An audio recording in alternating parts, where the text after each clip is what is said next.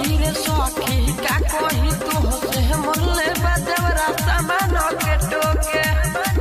हमरा के नीचे निहुरा देवेला हमरा के नीचे निहुरा देवेला सखी रे मुँह में धरा देवेला दिनों में तारा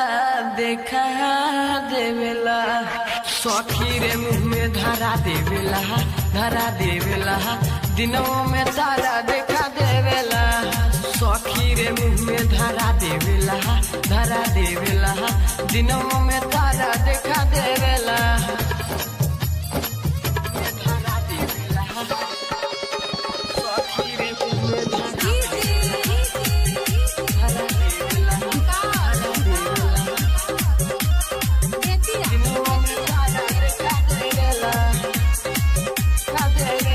सखी रे से पहुँचतावे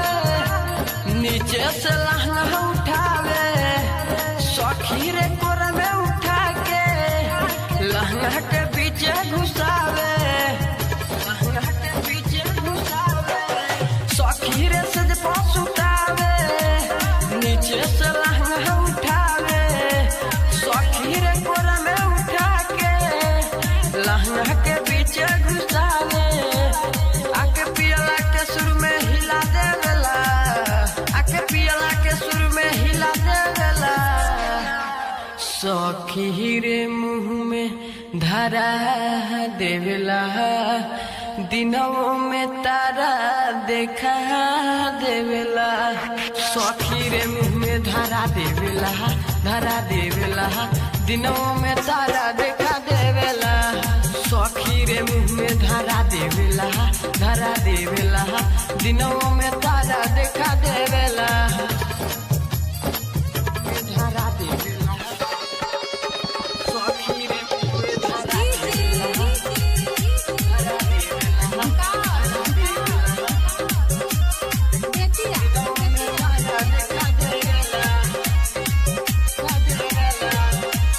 दीपक सजनवा जिया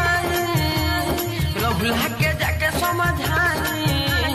बुझेला बात नाही सखी करेला हमसे लड़ाई दीपक सजनवा जियाई रहुला के जाके समझाई बुझेला बात नाही सखी करेला हमसे लड़ाई राइटर राजा बता देले बा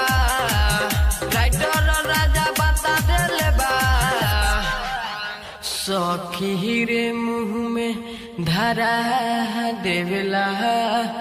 दिनों में तारा देखा देवेला सखी रे मुँह में धरा देवेला दिनों में तारा देखा देवेला